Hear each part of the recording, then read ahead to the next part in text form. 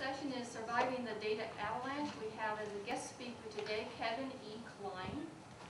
He is the Technical Strategy Manager for SQL Server Solutions with Quest Hardware. He is a well-known author of SQL in a Nutshell by the O'Reilly and Associates. He also has authored benchmarking, your database benchmarking, and these books are available in the front of the room as you leave today. We have a few more left, and he has signed those. He comes to us well representing SQL Server, but also Oracle databases and Oracle strategic implementation. So let's welcome Kevin. Kevin, thank you. Hi, everyone. Just setting my clock here so I won't lose track of the time. I know you have a lot of things that you could be doing, work for example, so I appreciate that you carved out some time to spend it with me today. And just a shout out to those of you on the back row. It's always kind of fun. I think somebody could write a doctoral dissertation about where people sit in a room, because no matter what the demographic is, no matter who you're speaking to, the back always fills up first. So there's something there. It's like they're afraid we're gonna get you. It's like the church, right? Yeah. It's like I'm not sure. There's something to it. These books are free though, so if you're interested in grabbing one of those, help yourself. It does have a licensed copy of our Quest Software's benchmark factory software. Excellent database and application benchmarking tool. It's a very old license, so it's actually version 4 or something, 4X, and we're now on the 6X releases. So what you can do is you can get the license key off of the DVD, and then download the newest version. And you'll be, I write a lot of white papers for Quest, and so I like to do testing like with 2,000 users. I don't have 2,000 users handy, so this will actually scale up to 2,000 concurrent users and run all kinds of SQL queries and that sort of stuff for you, so you can do some high-end testing. As mentioned, I know a lot about SQL Server, I know a lot about Oracle. The SQL in a Nutshell book is the best-selling reference book for the SQL language, and it covers both Oracle, the newest release is about this thick now. It covers Oracle, DB2, well actually we just dropped DB2, it covers Oracle, SQL Server, MySQL, and PostgreSQL. So, as well as the ANSI standard, so you can compare all of them to how they deviate from the ANSI standard, get the full syntax, and if you ever have to translate, it's a really good guide for that as well. So, how many of us here are database people? That's what we do. Okay. Anyone here developers? 2. Okay. Anyone here maybe a generalist or system admin, something like that? Okay. We have about half of the people who've raised their hands, so some of you are like, I'm totally in the wrong room. What am I doing? But I hope you enjoy the session. It's actually pretty fun. There's a lot of stuff to talk about these days. I have a pretty long background. I've been working in IT since the late 80s, about 86. I did a lot of Fortran work for NASA down in Huntsville. I worked for the Department of Defense. Throughout my career, I've been fortunate to work on really big systems at whatever the time, whatever big was at that time. And I was one of the initial architects for Toad for SQL Server, not the Toad for Oracle product.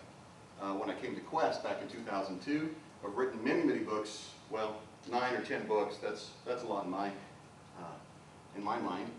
Sure seems like I had birthed a child each time. So here's a few of those books. SQL in a Nutshell, as I mentioned, is the best known.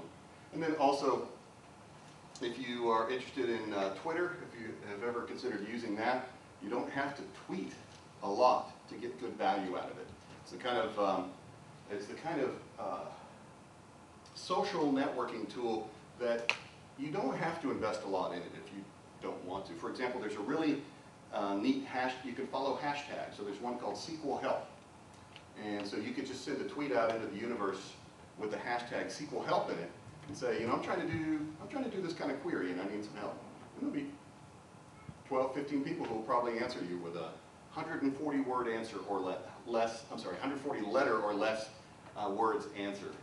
And then I also blog real frequently here at kevinklein.com. I put the E in there incidentally, just in case any of you are smart Alex, because I didn't always have the E in there, and so I got a lot of fish called Wanda jokes, people asking if I could help them get into the movie business, stuff like that. And it's crazy because I had my pictures up there. It's like, obviously I'm not the actor named Kevin Kline, but still doesn't stop them. So what we're talking about is data avalanche. And this is something that actually, even if you don't work in IT very much, even if you don't work with very large databases, this is something that will be impacting your life, if not today, in the very near future. And I have some examples, personal examples even, that I'll be sharing with you as we go through these slides. But I wanted to take a little time and set the stage and explain what does it mean when we say VLDB. That's a term meaning very large database. Okay, VLDB, it's very large database. It's now being called in the vernacular big data. So if you went and Googled big data, you would get lots of really technical information. You would see a lot of news stories about big data. You would hear things like kind of strange words that you might not have heard before. Hadoop, for example. You would hear a lot of Oracle, Teradata. You might hear things that sound kind of frightening if you're a DBA, things like NoSQL. So we'll talk a little bit about what is a VLDB, how big are they getting, and where is this data coming from? So we'll spend a little time talking about those sorts of things, and then we'll talk about what challenges this is putting on us who work with big data. How do we respond to those challenges? And then at the end, we might have some time for questions, and I'll also give you a few resources that you can use, follow up on after the fact. So when we talk about data, it's kind of like a snowball rolling down a really big hill. You know, they start off small, and they get bigger and bigger and bigger. And that's one of the things that's really interesting if you study the history of data. In my case, when I started, I worked on CPM mini computers, you know, like TRS-80s and K-Pros, those 8-bit computers. And so I worked with those. When I went to college, I learned how to program in Fortran, so I worked on one of the first big machines I worked on was a PDP, a DEC PDP, and then a VAX, and it did 1.1 MIPS, which we thought was just, you know, blindingly fast. And the first Oracle database that I worked on, Oracle was a brand new product at the time. I worked with a team. We built a laboratory information system that controls air and water recycling in the International Space Station. So we had all kinds of machines, sensors that would sample the air and the water as they went throughout the different circulatory systems inside of the space station. And one of the goals of the tooling was to make 96% of the H2O that went through a human body to make it redrinkable. And you should have been there for the taste test. It was great. But and we did succeed in that. But at that time, we came out with a 130 megabyte database, which we thought was practically infinite in size. It was like, how could you possibly have 130 megabytes of data in one place? And we were just really impressed with ourselves. The disk drives at that time were about the size of washing machines. If you've been around for a while, you probably remember these. The platters were about this big. You could literally see the CMOS, the ceramic metal oxide bits flipping. You know, you could see a changing color. And so obviously 130 megabytes, gosh, I think we probably have some music files that are that big now, right? You know, that's nothing. But back in the 80s, that was a big deal. As time has gone by, we've seen the size of VLDBs change pretty dramatically. Big data isn't big anymore. What was big just a few years ago, like in the 90s, 100 gigabytes, that was something to brag about. That was a really big database. In the early 2000s, they call them the aughts. In the early aughts, we had, if you had a 10 terabyte database in 2002 or 2004, that was pretty big. I bet you guys had that size at FedEx, probably without batting an eye. Nowadays, 10 terabyte databases, 12 terabyte databases, while you know they're not on every street corner, they're not uncommon, and they're not too terribly hard to manage. What we see that is getting hard to manage is 100 terabytes, a couple hundred terabytes or more. And so that's really what the definition of VLDB is. VLDB now, or big data, is a data set that's so large that the common and standard practices of database administration for maintaining that set of data, those don't work anymore. That's what it means to be a VLDB. And that definition a lot of people like because we don't have to change the definition of VLDB 4 or 5 years from now or 10 years from now. It's going to be the same thing. It's just the amount of data that we're talking about will probably have changed by then. Anybody remember these kind of ads back in the day? 10 megabyte hard disk for $3,495. And it was about this size. And when the fan started to power up, it sounded like a helicopter was going to land on your desk, right? Anybody been to Best Buy lately and bought a hard disk? How much? It's got a terabyte one that's this big. Terabyte is this big? It Yeah, costs like $120. $120, right? Yeah, I actually laugh about that. A friend of mine, a guy named Bill Baker, who is a real prominent guy in the database world, he told a story about how he had a list of things to get. His wife gave him a list of things to pick up on the way home, and he one of the things was tomatoes and some lettuce. They could have a salad for dinner, some salad dressing and things like that. And then right next to it was one of his son's computers had a problem, so we had to go to I think it was a Fry's Electronics. He lives in the Seattle area. So right next to the Safeway was a Fry's Electronics. And he said he just got a huge laugh because he was walking back to his car carrying tomatoes, and in the very same bag, he was carrying a 1.1 terabyte hard disk. It wasn't long ago, if you had that much data, it was precious cargo, right? You had to have people sign for this stuff. And now it's just as cheap and easy as a bag of tomatoes. So Kevin, the ad that you just showed, what year was this ad? This was Can you see it on this was about 84, I think. Okay. Yeah, this was about 1984. It says down here in the bottom, if I could get close enough to read it. No, actually it doesn't. It just said it's Byte Magazine, July 2. I'm sorry, and I can't read it. It's a little too small. I was just curious. Yeah, so that's about 83 or 84, I think. One thing that's remained constant though is $3,000 to $4,000. Even then, to today, will still buy you a killer machine. Right, right. Yeah, and they want it that way. That's for sure. So, how big are relational databases today? Again, things that were huge once upon a time, or something that was big at one time, not so big anymore. Like one customer I worked with through Microsoft, a telecom company. They had it started at 270 terabytes, and their data warehouse. And every day they'd load 3 terabytes of data.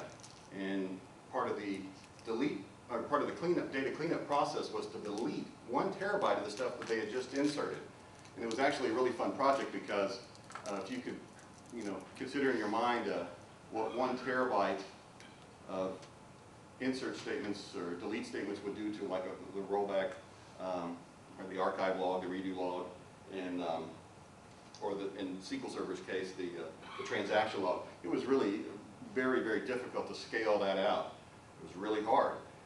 And so this was, definitely a VLDB. There was a lot of issues, constant work happening in it. It was doing tons of processes, tons of transactions, lots of reads, and then every night there was a huge kind of load process. So reads throughout the day, some very heavy serial writes happening at night. Another customer of EMC's, and I was friends with the SQL Server Center of Excellence manager for EMC, and he was showing me this Department of Energy database that he was working on, and it was 200 terabytes. But it was really, really easy for him to manage because a large amount of the data in this database, like the Department of Defense, the Department of Energy has a lot of top secret stuff because it's all of our nuclear energy programs. And so this was a security database that had lots of things like fingerprint scans, retinal scans, pictures of faces, very high resolution. And so actually the number of records, the number of transactions that it would do, and those sorts of things was very manageable. It's just that they had great big blobs, all kinds of different pictures of the people in the database and the different biometrics used to secure it. So that one is kind of borderline. It's big, but it's easy to manage. So VLDBs today, we tend to think of VLDBs not so much in terms of how much space they have, whether they're big or small, but in how easy they are to manage. Now, where is all this data coming from? You know, is the world more complex than it was way back then? Not really. There's in many ways, it's not. These things are becoming imposed through a number of different requirements out there. One of the big ones is compliance and auditing. So it's not anything you guys have to worry about too much at a federal level, typically, since states control a lot of the educational budgets and so forth. But if you're a publicly traded company, you probably have heard of Sarbanes-Oxley. So this has dramatic data requirements for companies that are publicly traded. Whereas in the past, they didn't necessarily have to do this. Now they have to keep 7 years worth of detailed financial information on hand. So, you know, if before we would archive stuff and kind of forget about it after 2 years, now we have to keep 7 years worth of stuff. And then auditing requirements. So there's several examples here where, like in the telecom industry and in the insurance industry, they have implemented kind of best practices for the entire industry in order to audit it and tell what's happened with your different transactions. So someone, basically it's all motivated from a legal standpoint. Who's going to pay for this when they sue? Right, because somebody's always going to sue. This is America, right? So companies are hanging on to all kinds of data because we need to be able to audit it and prove, like provenance, you know, chain of custody. We need to prove that we're complying with the law. So now we're keeping all kinds of data that we didn't keep in the past. I have a funny story to tell along those lines. Back before I came to Quest Software, I worked for Deloitte & Touche, was a manager of enterprise architecture, and was a database manager there. And we kind of saw the writing on the wall, and we knew that Sarbanes-Oxley was coming down the pike. And so we decided to do an audit of like 4 or 5 year old data. And we didn't have any of that on premises. We contracted with a company called Iron Mountain. You know, they stored the data for us off-site, so you know, we sent a courier out to fetch the data on the tapes and brought the data back on these tapes, 5 year old data, and we didn't even have servers anymore that you could load those tapes into. We had to go on eBay and buy these old tapes, tape drives to run it. So now people are saying things like, well, we don't want that to happen. You know, if we get audited, we have to respond very quickly. You can't take 2 months to get your data back.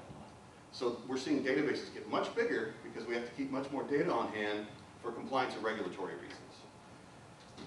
Another big reason that databases are growing are what we call real-time business intelligence. So for a long time, what we had with business intelligence systems was an approach that it kind of grew out of the monolithic mainframe. So what we would do was every weekend or every month or every night, at some regular interval, we will just run this big ETL process. We're going to extract, transform, and load gigabytes or terabytes of data very frequently, and then people can run all their reports and get all their information out of the data warehouse. Well, what's happened is that's not good enough.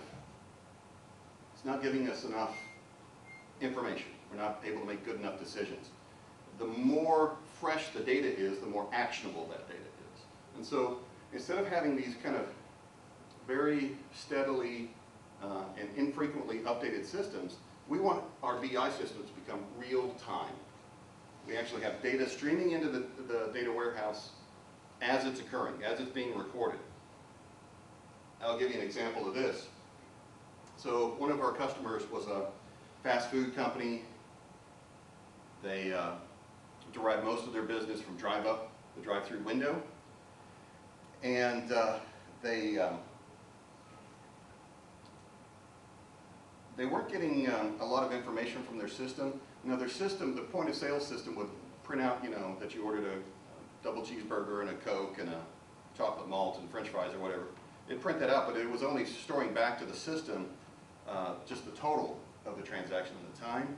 So then they decided, well, you know what, we need to take this a little bit further. What they were trying to do is offer better instant discounts. So they started to write down everything that the customers were buying. And they aggregated that back in the data warehouse. And then they said, why don't we pull in the publicly available weather data? And they correlated this weather data with the sales. And what they found was that if the temperatures ranged, just varied a certain amount between the morning and the midday, Like if it started the day at 60 and it went more than 15 degrees higher that day, you could tell you're in summertime, of course. And they were like 7% more likely to sell cold desserts. So they started to play with that. Well, why don't we put out a sign that says milkshakes are 50 cents off?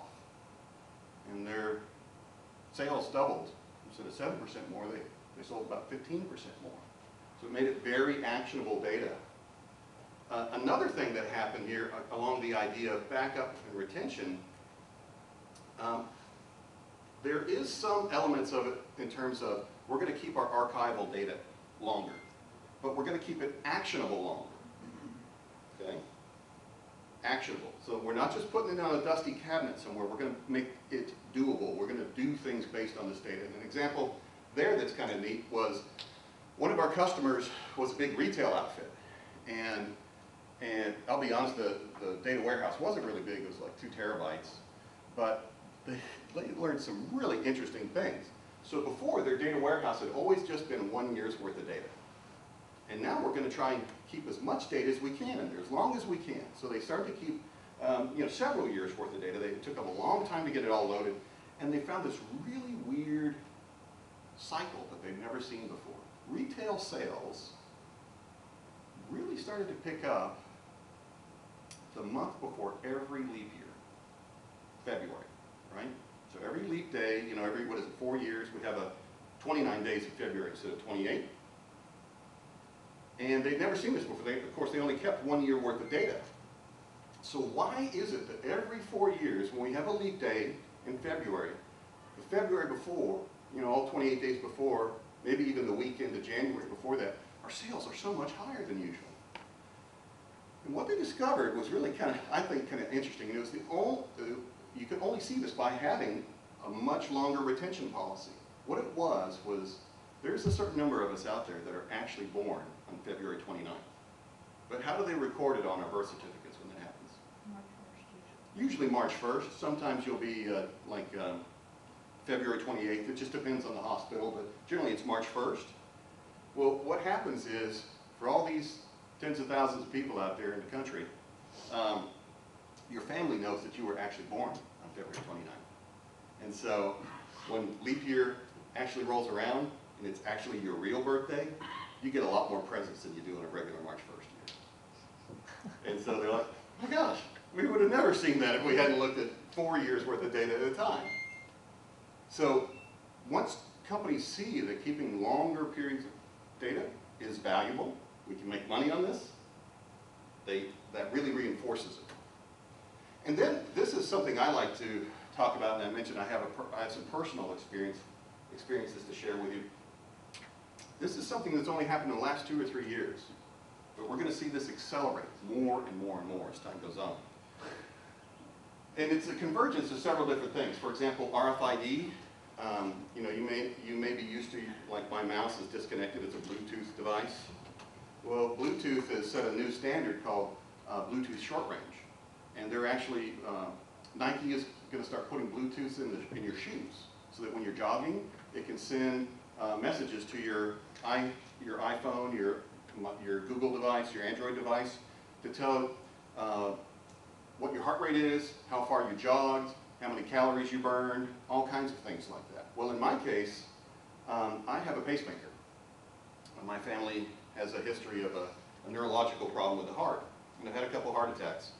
And when I first had heart problems, HP equipment and sometimes GE equipment, they'd hook me up to the electrocardiogram, and they'd print this long ticker tape of paper. Anybody ever seen that? Right? And you'd see your little heart thing go on. And every now and then a nurse would come in and kind of look at it and go, throw it over their shoulder. And the doctor comes in and says, that's interesting. And off they'd walk, right? Now those machines, when you look at them, there's no ticker tape. Because the equipment is so much better. Instead of just taking these measurements every few seconds like we can with a paper, well, we don't have room for all that paper, right? But if we don't need that, if we can write it digitally, well, we can do a couple things. We can take 20 samples, or 30 or 60 samples a minute, whereas before we were just measuring once a minute. Now it's a huge multiple of that, so we're accumulating much more data. And then on top of that, we have storage is cheap. So why don't we take a lot more data? And what we'll do, HP or GE, the guys who make this equipment, what we'll do is we'll just watch everything that's happening. We can give much more valuable information to the doctor and the nurse, and we'll tell them when something is out of normal, when it's out of the benchmark ranges, right? So rather than the doctor or the nurse having to come in and take a look at things, the machine tells them. So what we have is a sensor here, looking at my heart, writing to electrocardiogram that is writing it to a monitoring system that will then tell a human being. So just a couple years ago, all of our computer systems were machine-to-human interfaces. This machine is going to tell a person what's going on. Now we have a situation in which the machine talks to another machine, and it samples much, much more data, and that other machine, the intermediary is the one that decides whether it's going to talk to a person or not. And this is just a small tip of the iceberg. Anybody, I live in Mount Juliet, Tennessee, I'm local, and we just installed those traffic light cameras. That generates a lot of data. It also generates a lot of revenue. It's probably going to happen in the neighborhood near you pretty soon, right? So that's just one more example. This is going to proliferate in a way that we have never really thought of before, because everything that we are buying these days has RFID embedded in it. And things that we never thought were going to be monitored will be monitored. Not necessarily in a kind of insidious way, but just an aggregate.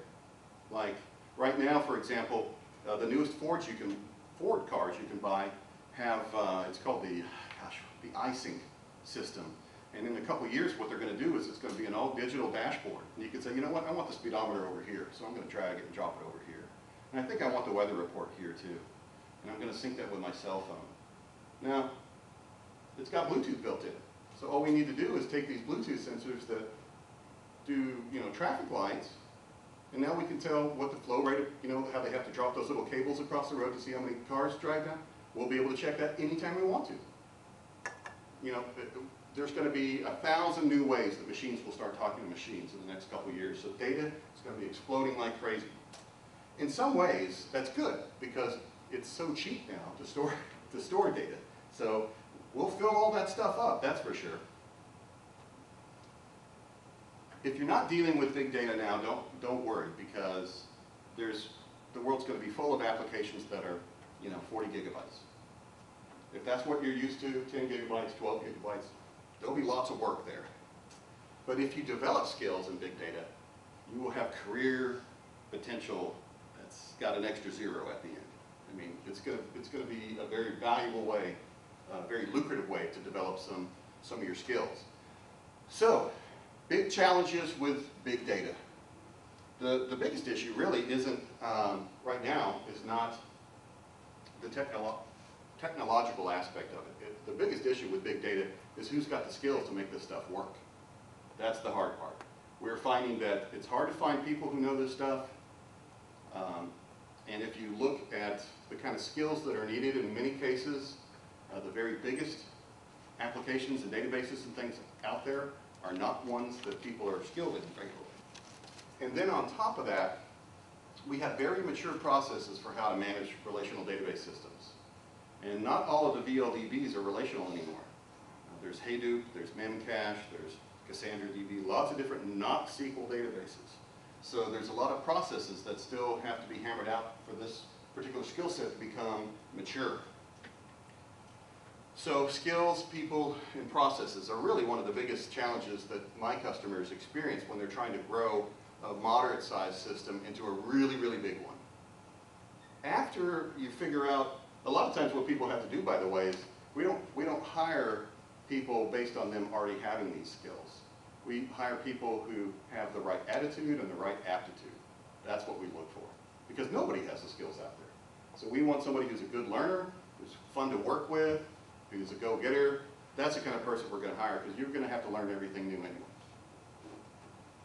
Another thing that happens with the VLDBs is server proliferation. And this is kind of intermingled with virtualization. So when I say server proliferation, that could be a physical machine, but it could also be a virtual machine. It doesn't necessarily have to be a real piece of hardware out there. The reason for this is because we have so many different needs that come out of these big databases. A lot of times we do it for BI reasons, so we want lots of reporting. But we then have this huge aspect of it, of ETL. And maybe we have to do a big data cleansing operation. So in these cases, what we need to do is have multiple servers, right? So we have one server that handles the data load, maybe the data cleansing operation. Then we have a separate server that's just for reporting. It's a read-only server, so we can optimize the hard disks and the disk subsystem for that. So we do see that there are a lot of kind of specialization of servers when we get to that really big database size.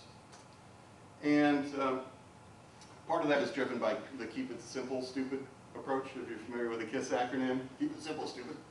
So in this case, if it's big and unwieldy, we break it down to small parts so we can manage it. One example of that is just on disk subsystems, something that is extremely powerful and provides a huge amount of scalability to you is partitioning of your databases. We can do that in Oracle, we can do that on DB2, we can do that on SQL Server, we can even do that on MySQL and some of the NoSQL databases. So, Teradata, excellent at this.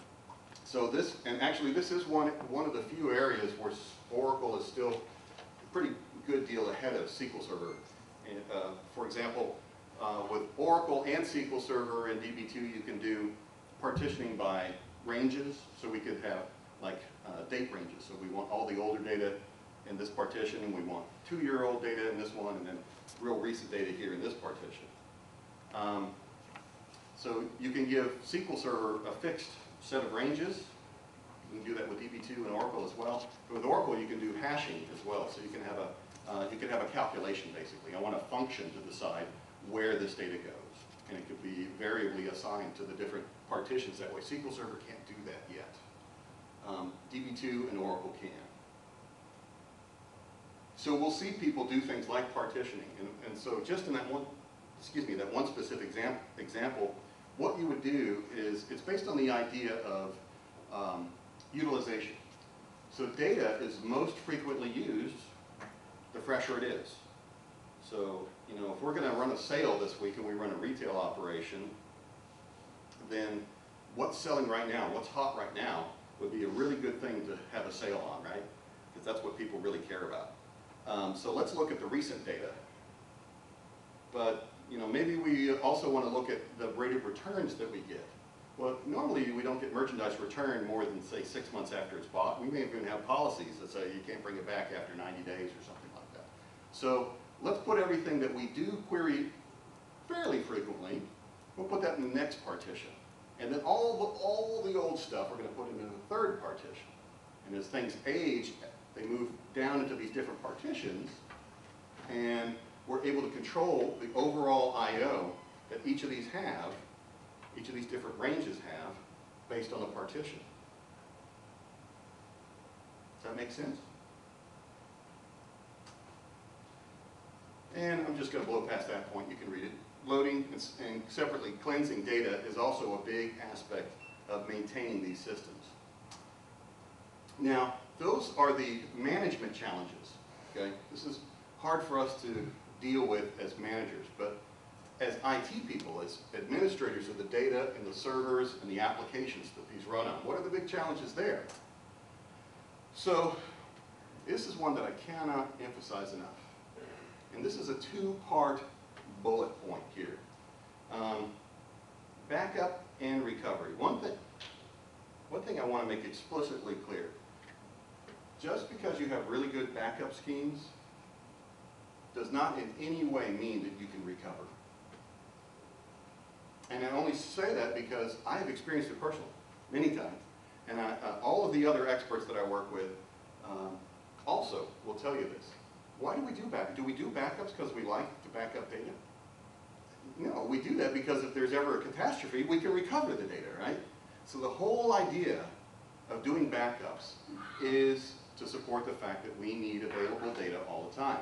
So if you have not gone to the step of actually trying a full recovery and testing it, I'm going to pull the plug on my server, I'm going to rebuild it somewhere else, and, you know, not in production.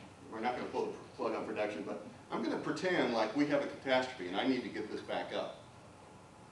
If you haven't gone to that state, that level of testing your recovery, then I would contend that you don't really know if you can recover or not. Because there's so many steps along the way where it can break. In my case, for example, I like to tell a story about how one time I got a page in the middle of the night and I had to get up and restore a database. One of our servers had melted down into a pile of slag, smoke coming out of it, you know, and so in our organization we had some silos, so the server team went and built a new server and they pulled out the backup, restored Windows, reinstalled it and everything, and they handed off the baton for me to get the databases back up and running. I got the SQL Server installed, got the databases recovered, and I pulled out the SQL Server tool called Management Studio. I looked at, oh, all the data's there, I'm good. I went home, got back into my fuzzy bunny slippers and, you know, pajamas with the ears on top, and got back in bed, and about 10 minutes later I got a call. It was the lead developer on that application. It's like, dude, your database is broken, totally, dude. And he didn't really talk that way, but I was like, no, it's not. I mean, I checked the data myself. I know it works. It's fine. So no, it doesn't work. So we had an argument, and I went back in. And sure enough, the application couldn't connect. And it turns out that I had installed MDAC, which is Microsoft Data Access Components. I had installed 2.6, the most recent release, but it only worked up through 2.4. Right? And I only figured that out because we had a meltdown. Right? Another thing that commonly happens is if you have data corruption, and your backups will often run properly, but when you go to do a restore, Oracle, SQL Server, DB2, Teradata, they can't restore corrupted data, but they can back it up just fine. So you go to do a restore, and let's just say, sorry, I can't mount this database. So absolutely, positively make sure you do recovery testing. Another thing, of course, very difficult, finding and fixing performance issues. And this is one where years of experience will help a lot. Spending some time on Google, as well as on this monitoring issue, you'll find that there are a lot of queries written by other smart DBAs and developers and such out there who can really help you with this sort of stuff. You don't have to, reinvent the wheel, as it were. You can also buy tools for that. And this is one I like to talk about. This is one area where even if you don't use SANs, if you don't use a SAN yourself, this is one area where the SAN vendors offer great resources. So you could go to EMC, for example, emc.com, and look around. They'll have forecasting tools for you. If you're writing this many transactions per day and this much data, then over time you will need this much storage space. And the idea is they want to sell you more storage space. But that's part of the issue with managing this growing amount of data that we have in our data centers. We have to be able to predict into the future what we're going to need. Now, one of the things that we often don't predict, and I'll get to this in just a minute, is around the idea of I/O versus storage. So I'll get to that in a minute. As I mentioned, talent, biggest issue. One of the things that's kind of funny too is how we have so many different silos out there in a lot of big IT organizations. This is going to be especially critical for you if you are using hosting, because they are going to speak in one language and you're going to be speaking in another, and if you don't think about this ahead of time, they will have contracts that are written in such a way that they're satisfying what you have asked for. You just didn't ask for the right stuff. One example of that is in hosting, almost all of your requirements around data are in terms of volume. I need 80 gigabytes of space. Hey, I provided you 80 gigabytes of space. It doesn't happen to matter to them that you can only write 6 transactions per second, right? So data, space, is not the only thing that hard disks do. They also provide I/O. If you have purchased apps and so forth, this idea of one version of the truth is not a big issue, but a lot of times if you have custom written apps written internally, a lot of times the different silos in the company, the users, the managers, the developers themselves, have a different concept of what this application is supposed to do. And maybe we're going to meet that the wording of that specific requirement. It, it honors the exact words, but not the spirit of what was being asked for. There's this classic cartoon you may have seen that says, it's the idea of, I want to ask for someone to put a little tire swing on a tree. You may have seen it. It says, this is what the user asked for, a tire swing on the tree. It says, this is what the developers provided. It shows a tree that's cut down, and it's propped up on two sides, and this tire swing goes right through the middle of the tree, right? It says, this is what the project manager expected. And it shows a ladder up to the top of the tree, and then, like a whole bunch of swings off of, the chains and so forth. So everybody has something different in their mind. And this is one area where you need to spend a little extra time communicating, particularly if you're using hosting. And I'm going to skip past that one. Now, hardware is also a really interesting kind of thing that you need to spend some time thinking about. Again, you could be promised a lot of stuff by your hosting vendor, or even by internal resources if you've got a server right down the hall. Most of the time our servers are going to be equipped with, at least in terms of storage, what we call DASD. That's an old IBM term that means direct attached storage devices. Now often we find that having a couple hard disks inside of the server box is not enough. So then we move to something called a RAID, a redundant array of inexpensive disks. This is where we might have 5 or 6 disks. RAID 5 is very common. It's also not very efficient, but it's very cheap. Then there's RAID 1, which is striping, or mirroring, excuse me. RAID 5 is striping with parity. And then there's RAID 10, which includes aspects of both striping and mirroring. The idea is, there used to be a time when all of the parts inside of a computer came with an acronym printed on it called MTBF. Anyone know what that means? MTBF. Meantime between failures. Meantime between failures. It's kind of an interesting term. It means the amount of time it takes before this part's probably going to break. It used to be everything had it, the bus and the cables and the hard disks, and now only hard disks still have it because they're the part that break most frequently still. They have lots of moving parts in there. And so the idea was if we have our database running on one disk and the disk breaks, we don't have any data. That's a bad thing.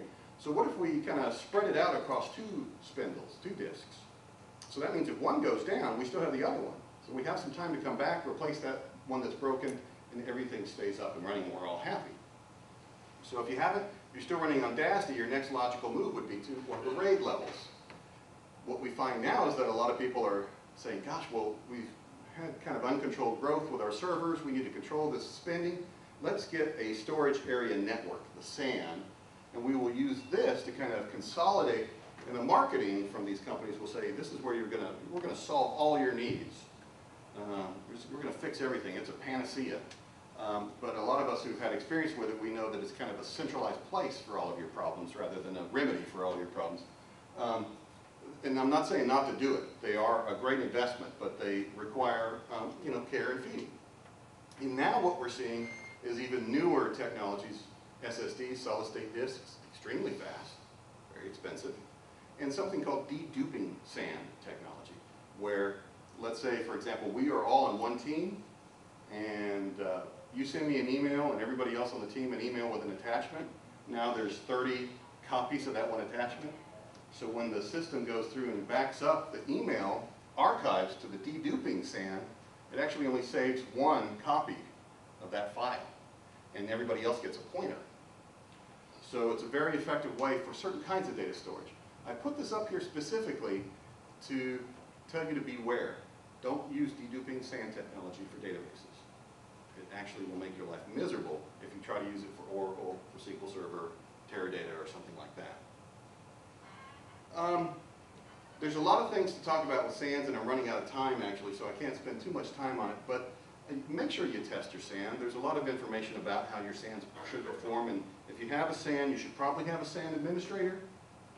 I really believe that we have a lot of people who are kind of allowing their IT shops to be overgeneralized. Some common mistakes that we see out there is that the cache is misconfigured, so it's not set up in such a way that the reads and writes are balanced properly. In some cases, because it's the storage area network for all the different apps, maybe that Exchange or Lotus Notes or something like that has taken up all the bandwidth for the cache, for the I/O, for all kinds of different things. So you have to spend some time analyzing that to make sure your database applications are not being cheated. And again, one of the things I find that database people are kind of to blame for is that when they ask a SAN administrator for resources, they only ask for data volume. They don't ask for IOs. And this can be a big mistake, particularly in data warehouses.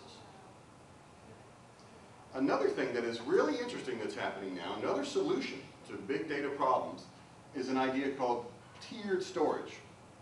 So what we have here, remember I was talking about partitioning, where we have the really active partition, then we have the most rather recent, much bigger time period, but it's about as active as the current one. And then we have everything else, maybe the last 5 years, and that's about as active as the last week, right? So we partition this data out in several different ways. Well, there's another way to tackle this too, and it's called tiered storage.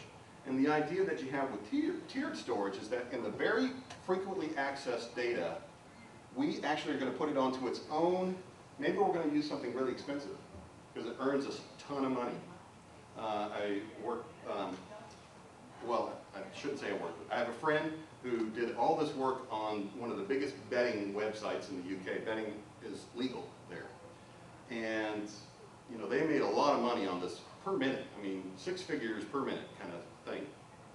So all their really recent activity, they put on SSDs, those flash drives, they have no moving parts. They move about 30x times the speed of a hard disk. So all the really, really immediate stuff was on that. The next tier was 15,000 RPM RAID 10 drives in the SAN. So that's stuff that happened in the last week. And then the next tier for them was 7,000 RPM drives in the SAN.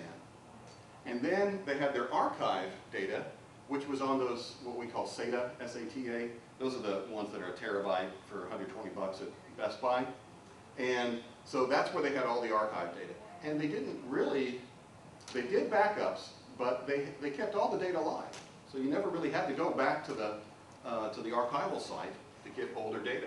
It was all online all the time. You ever watch that show Hoarders?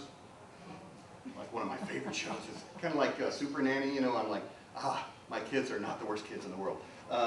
So kind of like Hoarders. It's one of these things where disk design can really make a big difference in the way you design your databases. One of the things that I hear all the time is, well, we haven't spent, you know, we haven't filled up all the RAM slots in this box, so we're going to buy some more of that before we actually try to fix the problems. There's some really, really well-researched information. We're real close to the end, so I apologize if I go a couple minutes over. Really, really well-researched information that shows us that there's a really distinct curve. About 5% of the problems are the actual hardware. About 15% of the problems we have in relational database applications. About 15% of the schema design, the database normalization, all that stuff. About 80% of the problems are the SQL statements. So think of it this way. It doesn't matter how much RAM and how much hard disk resources you have if the queries that are written against it are terrible, right? I mean, they'll suck up all of the resources. You know, if you select star with no where clause against tables with 20 million rows every time, are you going to have enough I/O?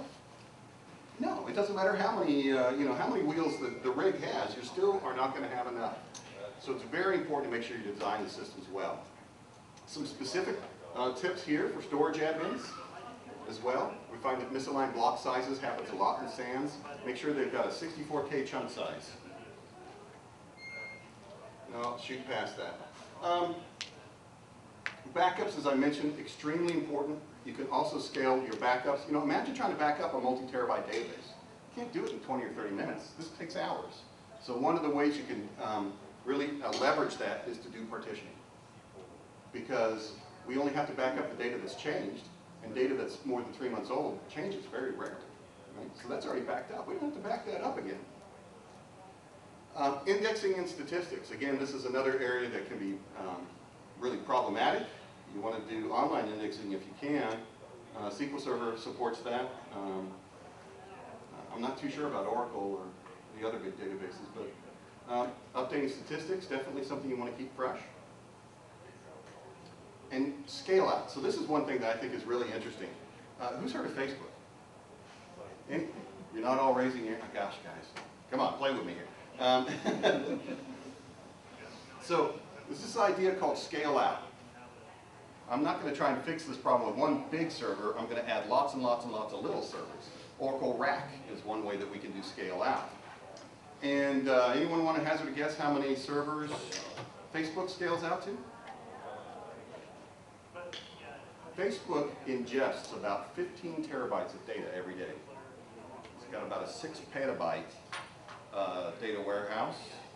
6 petabytes is 6,000 terabytes, which is 6,000 gigabytes. I mean, no, wait.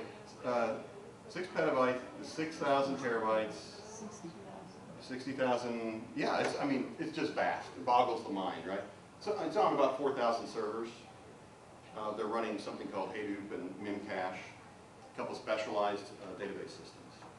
And it's extremely fast, but it's distributed. You know, if we have 1,000 ants, they can't, one ant can't carry a block of cheese this big, but 1,000 of them can. They can take it apart. So that's how they handle it. It's called scaling out. Do they host that on their own servers or not with any kind of a hosting company? No, they use their own servers. Yeah, in fact, they sure do. And this is a concept I'd like to bring out too about VLDBs. The idea that everything is old is new again. There was so much excitement with virtualization. And those of us who've been around for a long time, VAX VMS is a virtual management system for virtual machines, right? It was old. Old technology. IBM's had that for years. Same thing with these big systems like Facebook, Twitter, Yahoo. They use batching. They use systems that batch it. It's called eventually consistent. It's not like a regular transaction that either rolls back or rolls forward immediately. It commits or rolls back. These things eventually will get you the data you need. And then I'm going to skip past that one. All right. VLDBs are growing. They're getting huge, and they're becoming much more common. It's harder to back up or recover, to monitor the system, fix those performance problems, forecasting and planning. These are all things you'll have to grapple with. They require special strategies, your personnel, your hardware, your design. If you've designed a data warehouse using normalization techniques, you get the bozo button. You don't normalize a BI system. You use something called a star schema or a snowflake schema. Very different. And then you have special admin requirements there. Just a few other closing notes here. I like to point out this Battle Against All RAID 5 website, just because they have a funny nickname, BARF. But actually awesome data, awesome information on data management there. You can get all my slides. There's lots of, I have like 17 or 18 presentations on my personal website if you want those, as well as this particular one. We also have lots of free posters and stuff from Quest, so I just throw that up there very quickly. If you're a SQL Server person, I'm one of the leaders of the local SQL Server user group. We meet every last Friday of the month downtown. So nashville.sqlpass.org. And if you're not a member of the, if you are working with SQL Server, I encourage you to join the big professional organization, kind of like IOUG for Oracle. Okay, so please follow me on Twitter. If you have any questions, I know we're out of time. People are restless to get in. Send me questions afterwards here at KT Klein, kevin.kleinquest.com. Get those slides. And here's some free books up at the front. I was co-author of this book. So thanks very much for